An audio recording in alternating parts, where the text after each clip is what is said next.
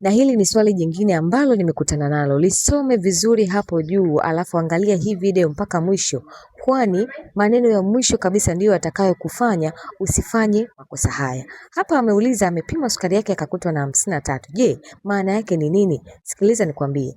Kama utapima sukari nyakati za asubuhi kakutwa ni 53, hiki ni kiwango cha chini sana cha sukari, ambapo kitaalamu tunaita ni hypoglycemia, yani kushuka kwa sukari, ambapo kikawaida mwili unahitaji kiwango cha chini kisishuke takriban 70.